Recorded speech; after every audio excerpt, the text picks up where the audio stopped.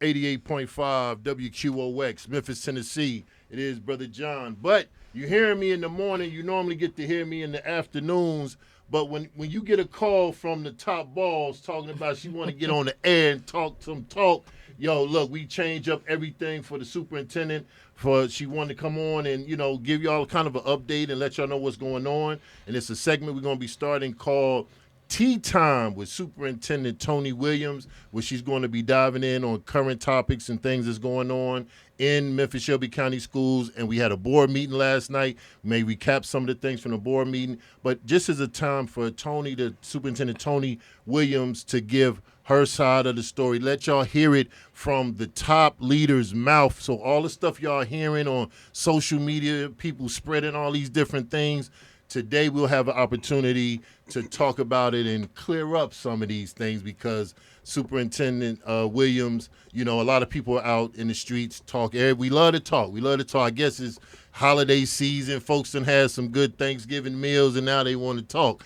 But joining the superintendent this morning is the brother who's been doing, every time I see him, he's working. And that's the CFO, Tito Langston, in the building as well. So good morning, Superintendent. Good morning, Tito. How y'all feeling this morning? Hey, good morning. So this show is long overdue, John. Long overdue. Yeah, it's about a year and a half overdue. But you've been working. You had to get some stuff done. I have been working. I remember when you first called me, you was like, you got to come on the show. So now I am ready to spend some time with you. It sounds like we're going to be on this show weekly? Weekly.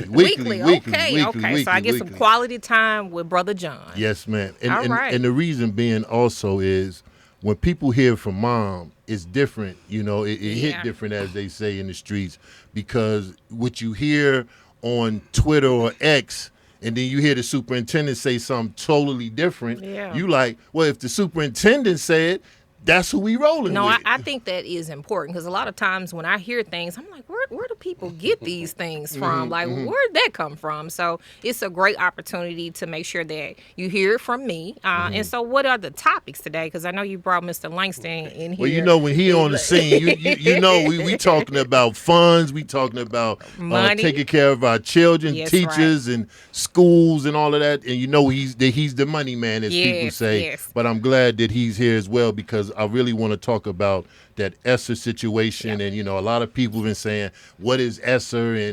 But I remember, didn't we get some awards for how we was using the money? So, listen, Tito has really, since I've stepped up as superintendent, he has really done a great job of leading the finance organization. So, you don't hear me compliment a lot of times, but I'm extremely proud. During this time, we've been awarded by the state of Tennessee, is it Best for All? For the uses for our ESSER funds. And we'll back up to talk a little bit about ESSER for those who don't know. But we were awarded ARP stars as well, and I think that was by the federal government. That's correct. What? So I'm the feds done gave us some props? The feds watching. Listen, that's one of my favorite songs now. There you go. Don't get started in the radio station this morning. But definitely the feds gave us an award. The state gave us an award as well that opened up the door for more money. But I'll let Tito chime in with me as well to talk about ESSER because many people don't know. We were in a financial crisis when Tito and I first started at the district in the role of CFO in 2019. Okay, so it was already a crisis. Listen, I was wondering at that time, why did I take this job? But you know what? God knows the plan, and I'm so excited because he's opened so many opportunities for us to do the work of this district and making sure that we protect the kids, the schools. It was about a $58 million budget crisis, and I think our chief of staff, Patrice, always says, girl, you know how to pray because God serves you in a different way. It went from being a $58 million budget deficit, COVID happening, and it opened the door for over $776 million, not for just our kids, but the entire community. That means traditional schools receive the money, charter schools receive the money, private schools. A lot of people don't know that we serve private schools from a federal standpoint in this community as well. Wow. So think about going from $58 million deficit to being able to execute some programs because we were in a state lawsuit saying that we were underfunded. So right. You can really look around and say some of those funds were probably always needed in this community to close the gap because our students have so many unique needs. But Tito, what did we give an overview about how we got ESSER in terms of what would it was spent on. Because I even go, Right, 'cause people want to know, like, they're like, where did the money go? Where did the money go? Where did the Right. money go? And I'm looking at people like, what? Y'all don't see all this stuff going on. That's right. So backing up a little bit, so talking about where we started, yeah. So ESSER was awarded because of COVID, obviously, and then the learning loss for kids. So we got $776 million, as the superintendent mentioned, and we spread it out. We were able to spend over $180 million on buildings, which we'll talk a little bit more about the infrastructure plans. Sounds like a lot of money, but when you have a landscape like us, $180 million is just a drop in the bucket. We're grateful. But Right. there's more needed. Then we focused on high priorities such as reducing the student to adult ratio in classrooms. So we hired 750 specialized education assistants. So if you're in a K through 2-6 structure, you have 2 adults in the classroom as opposed to 1 that can do small group of structure, helping the kids in while they were focusing or suffering from learning loss, if you will, during COVID. We've been doing tutoring, extended learning, technology. We're 1-to-1 district now, which we were always headed there, but with COVID dollars, we were able to make that happen. So those are a lot of exciting things that we've done with the $776 million. And then back to the superintendent's point. About 200 went to charter schools. That's right. Off top? Off the top. So Off the 200. top. So 700 million really was 500 million. There you go. So right there, we There you already go. 200 million gone. That's Yes, correct. that's So correct. we Yeah, they didn't tell us that in the we memo shared in that. the beginning. They We didn't tell shared us the that. well with charter schools, which we work in concert with them and with their plans and how they interact with their kids. We support them as well with the ESSER funds, as well as non-ESSER funds, all federal funds.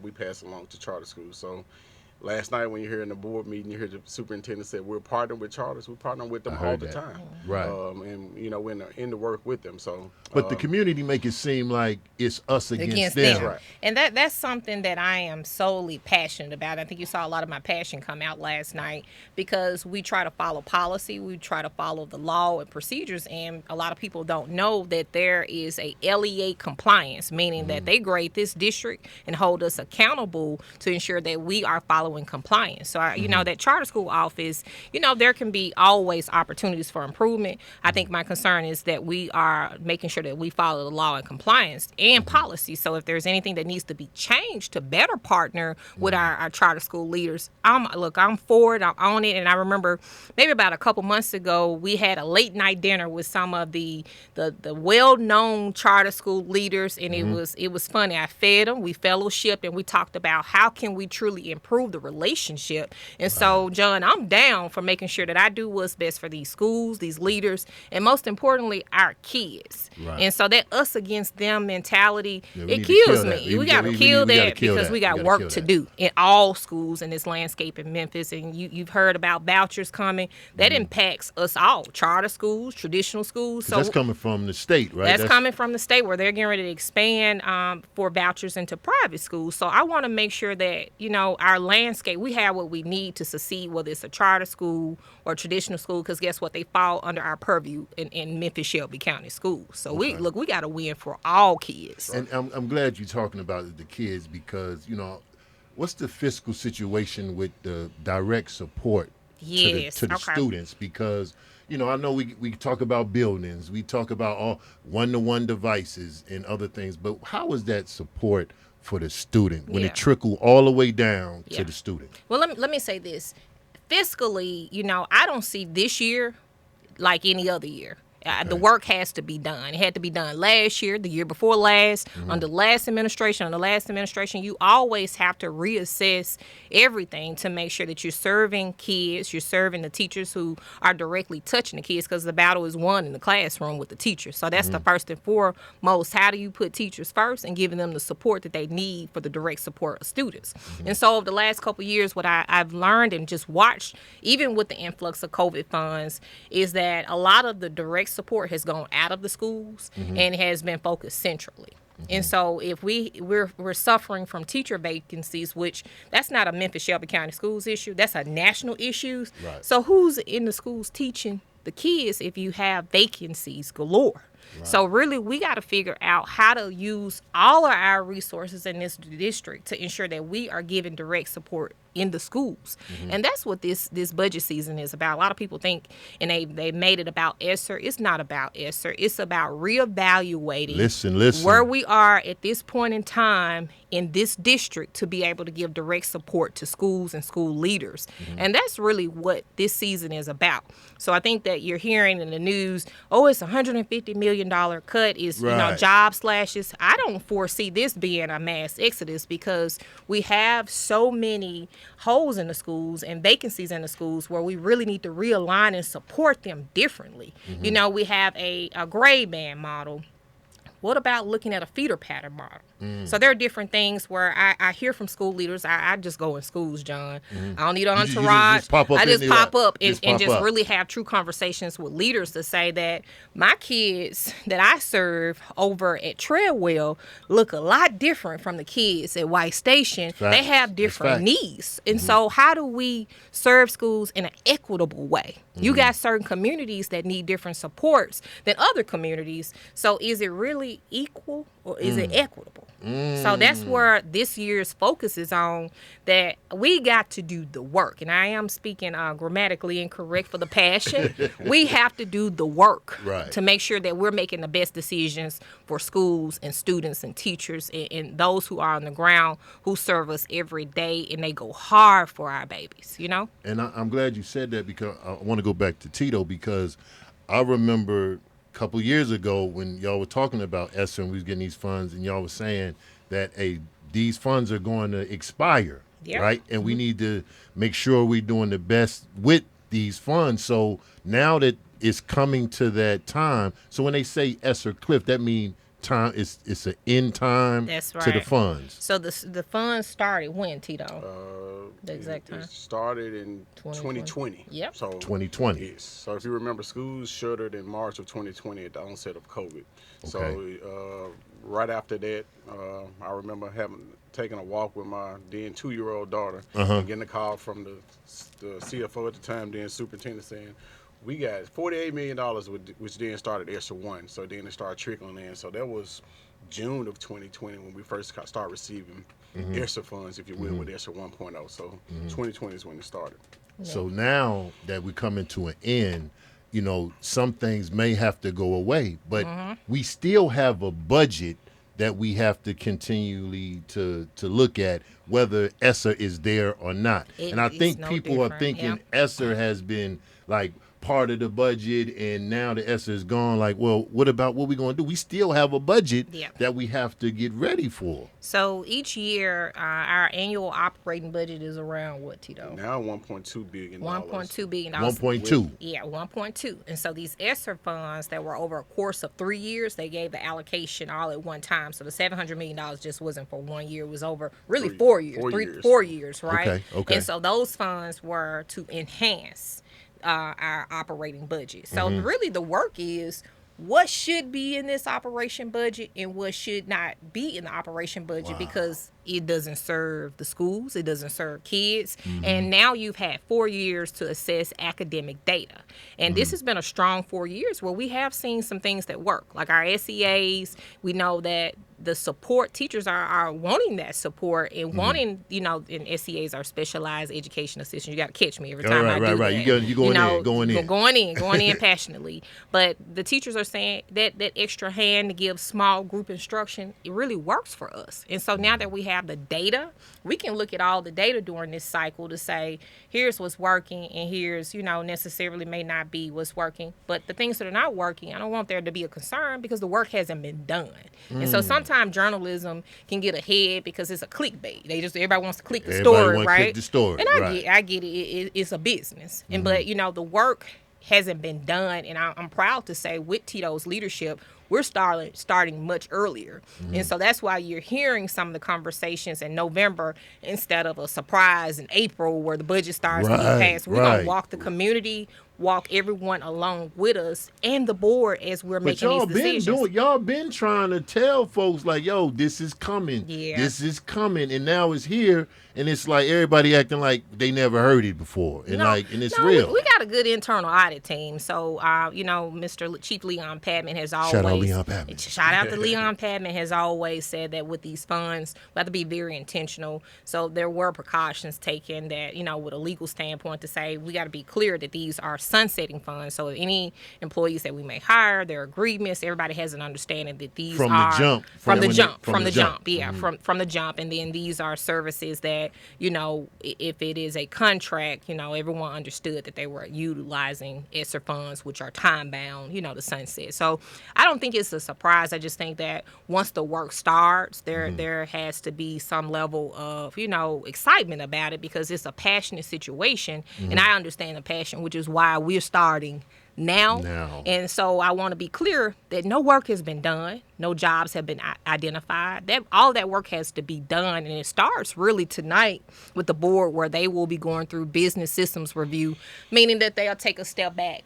And every department will come to them and present their mission, their department, their roles, who's doing what, and, going each and every day. So they'll be doing a lot of work. Last night I was passionate with the board to say... Your wording has changed in the past couple of months where you really letting folks know, like, if y'all ask of me to do this, I'm gonna get my team to get what y'all want done. Because I'm about business for our kids and executing. Right. So I definitely, I think the board. I love all my board members. I got 9 bosses, as Miss Love said. You ready for 9 bosses? Definitely educating them, letting them know, and I try to keep them up to speed without, as the kids say, no chaser. Right. So I want to make sure I'm very clear on here's what we have, here's what we have to do, and I think I have gotten a lot of comments to say you changing a little bit on that dais, but only because I want to make sure that I execute and everybody is aware of what we're doing and the end game. And so I won't apologize about that because I love my board members, I love my colleagues, I love,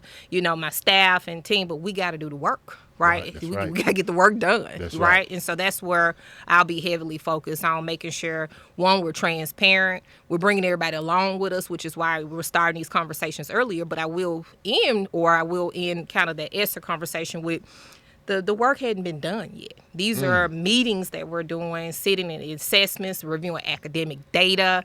I'm hearing proposals. So nothing has been done. No decisions have been made. So we will ensure that we bring everybody along, and I won't, I know it's not easy to say come, but the work hadn't been done yet. Okay. Tito, you want to chime in? If I can recap ESSER afforded us the opportunity to do some things that we wouldn't have been able to do if we didn't get $700 million, right? Gotcha. But then we always knew, somewhere on record, I'm saying that this is not a surprise to your point, because we always knew we was going to end here, but we prepared for that ahead of time. So there were a lot of one-time costs you got to consider in ESSER. That's why at the board retreat, I said we don't have a $776 million problem. Neither do we have a $150 million problem. To the superintendent's point, we have not an issue in any point because it's budget season. We have a job to do to figure out what's working and what's not working. And I think... And that's serious. I mean, that's a real courageous conversation. What's working and what's not. Working. Yeah. And then the superintendent, as she mentioned last night, we're gonna let data drive our decisions. If it's the data is gonna tell us if it's working or not, and if it's not, we're gonna deviate from it. If it is, we're going to invest in it. And that's not personal. No, but I think it's perfect. Perfect timing, because I've heard a lot of so we'll go back to the summer of what played out in the media. Okay. And I was very clear about my reputation now. Yes, ma'am. We're gonna always follow rules, laws, regulations, and I don't look good in orange, right? And so based on how things played out this summer with some of the allegations that were made from former board members, such that, we're too top heavy, we're too this, and resources are not going where they should go. And I will say, when you walk in rooms advocating for kids and student and funding, you always want to dispel that, right? So this process, this budget season this year, will allow us to really put our resources in a place where we'll dispel all if we're too top heavy or not, because we're going to do the work. We're going to go through business systems review. The board owes us priorities, and just making sure that when we make decisions, the decisions are aligned to the priorities. Right now, the priorities are early literacy and continuing literacy. It's retaining the best teachers in the nation. So how do we retain them? So if it's teacher compensation, if that's the topic, right? So all of the strategies have to align to those priorities. Preparing students for the global workforce. With these ESSER funds, we invested heavily in AP and CCTE courses. Oh, CCTE, yeah, yes, yeah. Vocational courses is what they say, right? And so now when the board gives us these priorities, we can then do this budget, have strategies to align with the priorities. So if it's teachers, right, retaining and creating and supporting the best teachers in the nation, then I think teachers will say, well, you got some cuts to make over here so I can be compensated right? So all of these things are contingent upon the priorities that will drive this entire organization. And to be honest with you, that's where we are now. If you listen to the board meeting that played out, the board sets the priorities before we can even align $1. So that's why it's like y'all can't just go spend without the board kind of saying, hey, this is where we need to focus. I will smile and say that we've had creative conversations, and every superintendent always has this conversation with the board on the what and the how. You know, definitely the board sets the what we should be focusing on, and the superintendent kind of comes back with the strategies, which is the how, the metrics, and the performance. But the step one is always defining the priorities. So calm down. I think that's what I'm saying, because the board hadn't even set the priorities just yet. We got a lot of work to do in a short period of time. But once they set that, that's when y'all in motion. But I know Tito already setting the ground, so when they come, you kind of have an outlook on what to do moving forward. That's exactly right. So every penny we spend based on their priorities, we'll align it to their priorities. Wow. Yep. All right. Well, ladies and gentlemen, we are about to go into another segment here on Tea Time with Superintendent Toni Williams. And we're going to do this every Wednesday, ladies and gentlemen. We'll be probably kicking off at 5 p.m. starting next week. But I want to transition into infrastructure. Oh, okay, yeah. Because, you know, we saw where some of our buildings are old, right? And you know, like Tito said, it's like, you know, 120 million. It may be a lot to some people, but when you got all these buildings and different things, I saw a recent video where they showed the roof. And I said, I've never seen the roof of a school or a building. And if that's messed up, what else is messed up?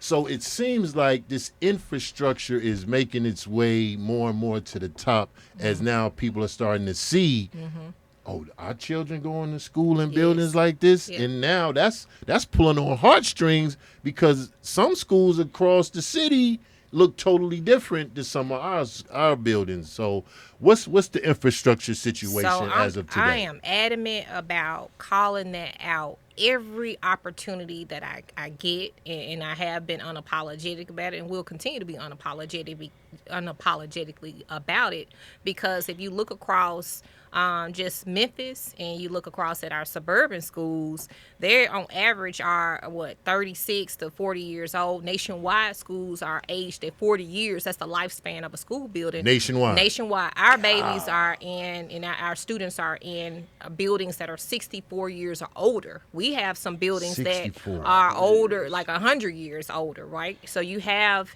that's played out in the media, Cummings Elementary School, you have Peabody, and when we're going through these schools now, and I don't know why it was such a well-kept secret, but I don't have secrets. I communicate to everybody, look, this is what we need. This is what it is, right. And you have to be vocal in this role about what students need, and just really, unapologetic about it. So if I look across the conversations that I have with school leaders, I'm often very apologetic to them to say, look, we owe you better. Our kids deserve better. But it comes down to priorities, where I may at a school that won't say a new STEM building, or they want to expand their athletic and stadium fields. There's a priority across town somewhere else where the entire roof is raining inside of classrooms and is creating mold, HVAC issues, and things of that nature. So, we have projects that are long underway for completion, and we owe our schools better. And so me being vocal about this is that I know I owe these school leaders and these students something more. So let me tell our story at Memphis Shelby County Schools, that we have over 200 facilities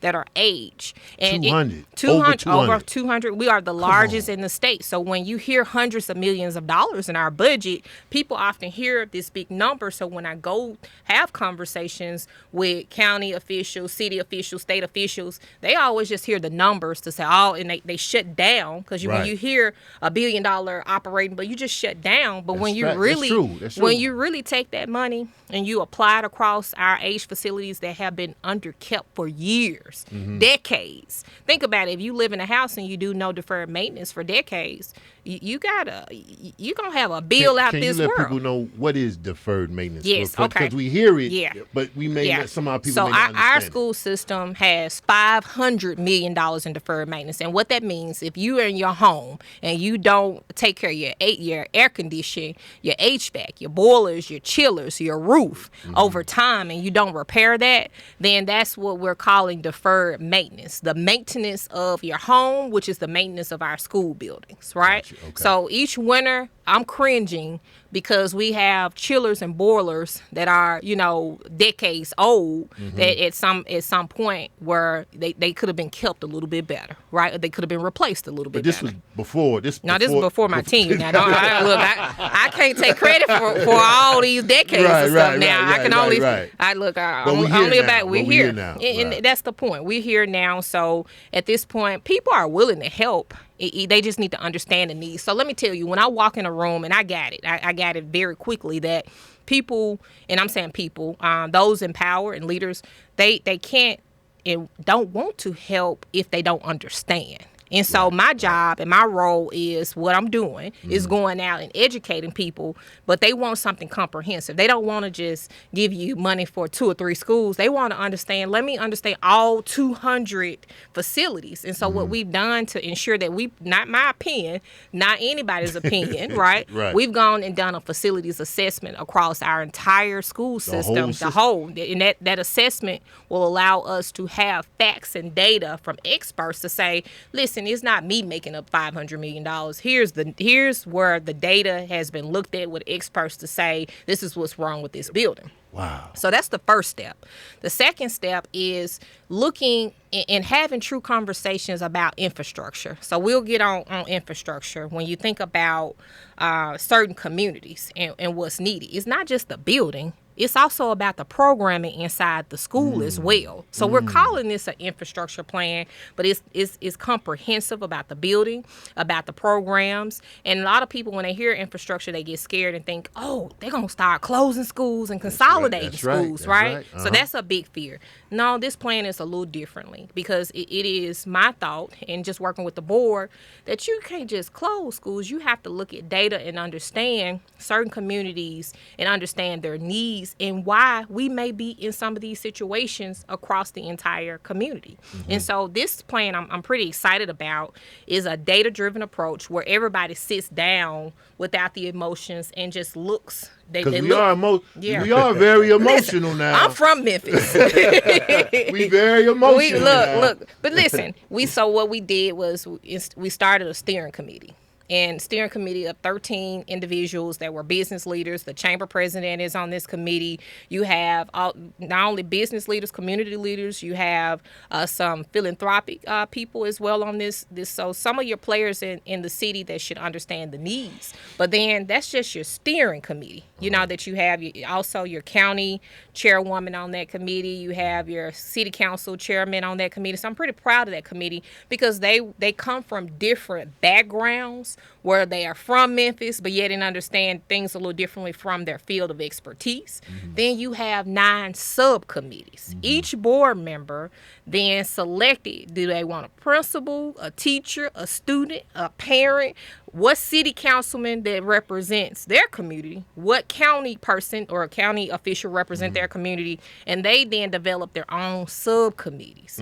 So then now in these subcommittees and steering committees, we've been talking, and really they got some wonderful ideas. Like so let's just say respectable ideas, like for real. Man, they're bringing it where this is a plan of hope and community change. It's not even it gets bigger to how do we start supporting students that's coming to our system that's unprepared. We start with their parents.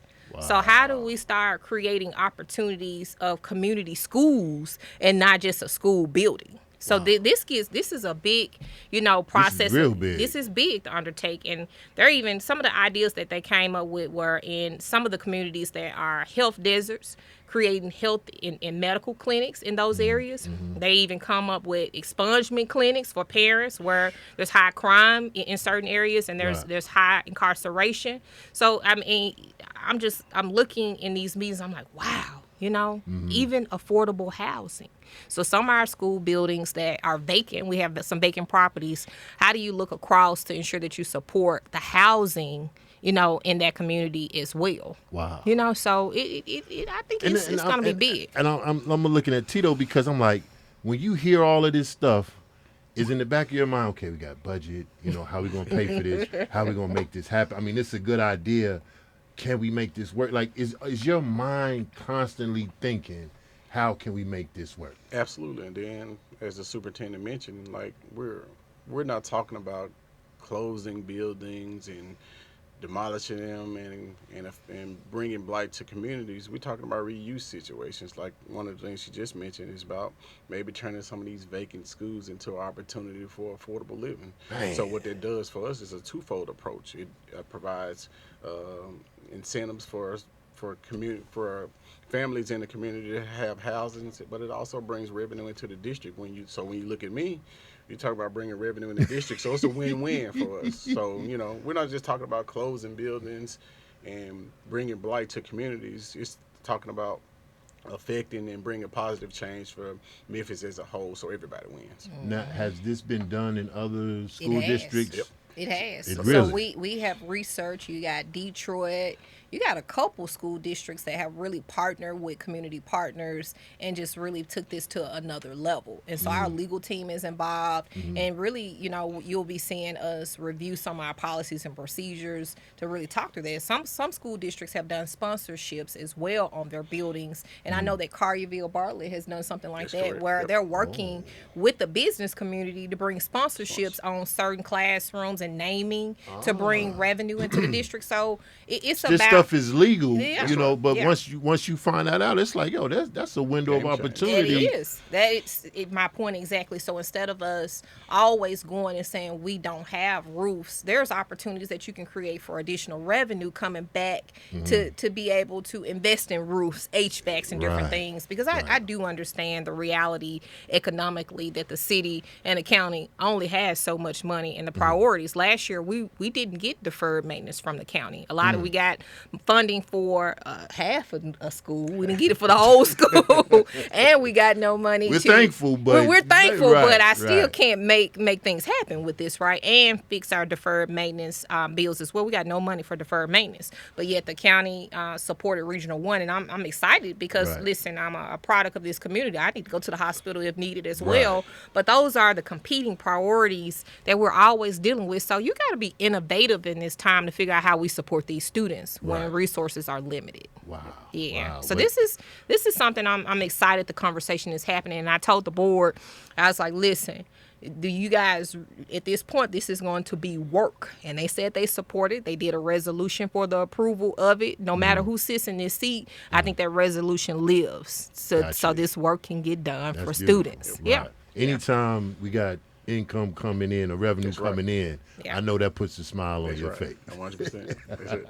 All right, y'all, before we get out of here, we're going to end the segment with, we see y'all doing so much work, and I want to start with Superintendent. I would like for you to kind of, give Tito his flowers because I know y'all work so hard, and we can go through the whole district, talking about people and the work that they do. We see Tito at the board meetings with you. But after the board meetings, it's like he's in different meetings. He's doing different things. Yeah. But his heart and his mind is on the teachers and the students for this district. But from your perspective, how do you see him from when he first stepped foot over here to now, watching him grow?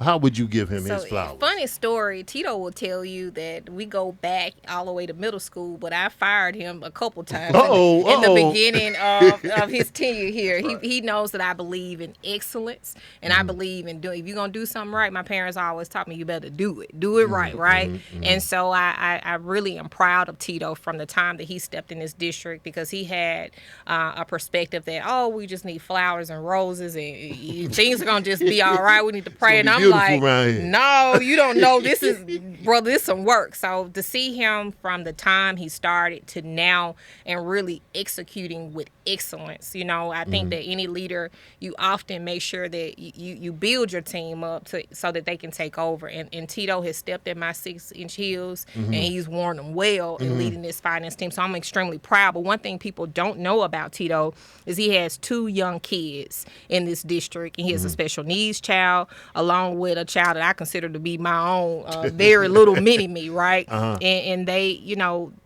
all of his decisions, he goes back every time when we're sitting at a table to make a decision, and he applies it to his kids. And so that's and it's deep. And he goes, no, my baby gonna need a special assistant, a special ed assistant. So my baby gonna need this. And so he's always bringing that parent perspective along with that finance officer perspective. And in the beginning, he used to be like, oh yeah, we get this money for this. Now it's funny, we switch roles. He the no person all the time.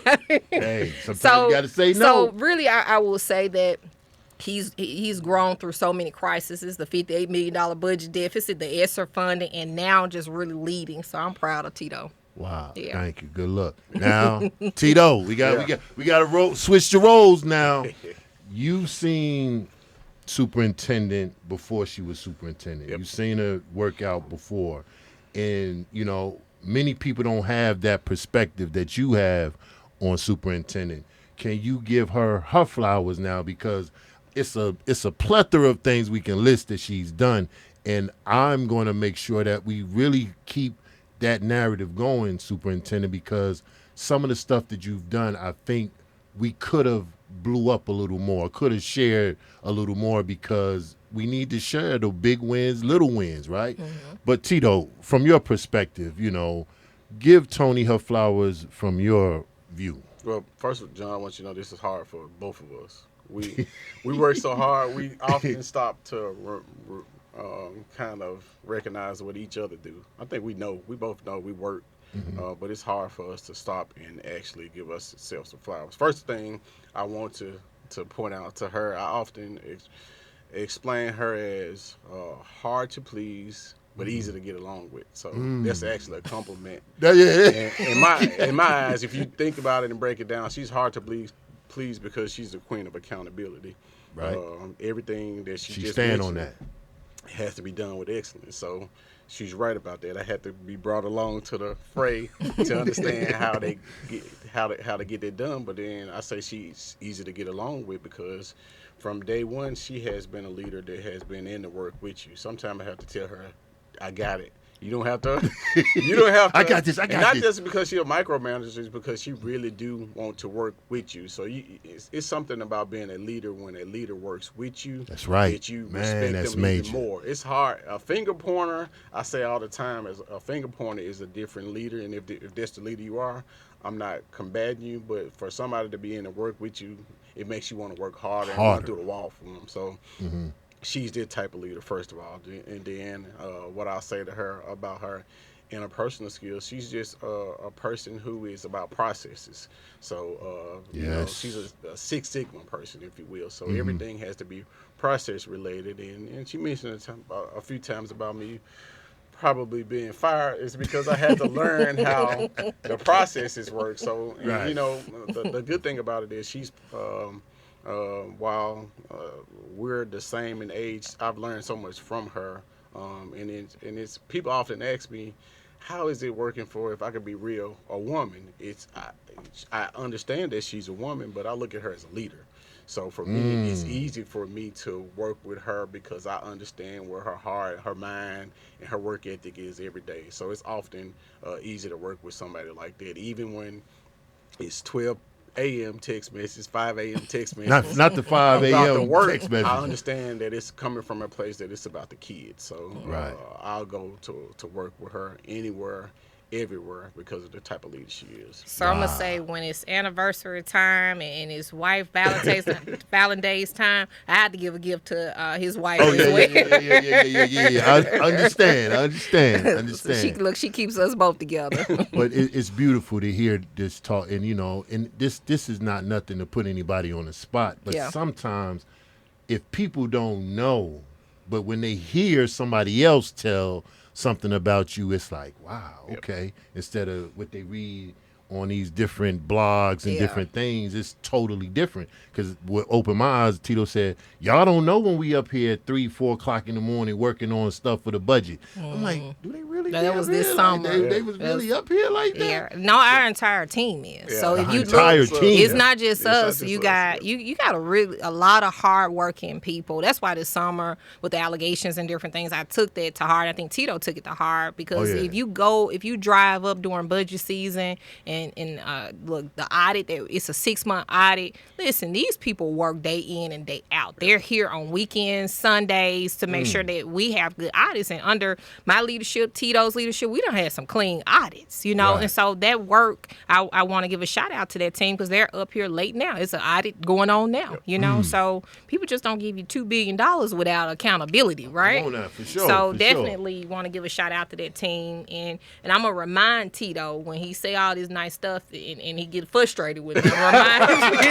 Hey, run that tape back. Run that back. Remember what you said now. Remember. But really not just Tito, the entire cabinet. Though. Right, We right, got a right. lot of great leaders, even outside of the cabinet. I'm proud of this district. Every family has some level of dysfunction, but I am Right. extremely proud of my district. I'm proud all the way to the teachers, the school leaders, and people are surprised when I come in. I just pop in. I just want to know how you doing. What can I do to serve you and support you? That's beauty. That's beautiful. That's beautiful. Well, thank y'all. I mean, was good, Brother was John. I mean, that what you think? Was that okay? Was that okay? So, and this is our first one, ladies and gentlemen. And we're gonna make sure as we tighten this thing up each week. But the biggest thing is to give our superintendent an opportunity and a platform to talk about what's really going on. Like she got some big things coming up this weekend, and then next weekend we'll probably have some. I mean, next week we'll talk about the infrastructure tour and all of that. Yeah. But I thank both of y'all for coming in, Thank dispelling you. the Thank rumors, you and talking having about us. what's really happening in Memphis Shelby County schools. All right. So 5 Thank o'clock you. next week. 5:00 p.m. All next right. Wednesday. It's going down. All right. it's Tea on. time with Superintendent Toni Williams on 88.5 FM. Thank y'all so much. All right. Thank you. All right, Thank y'all, you. let's get back to the music. We are 88.5 FM. Awesome. Baby, you don't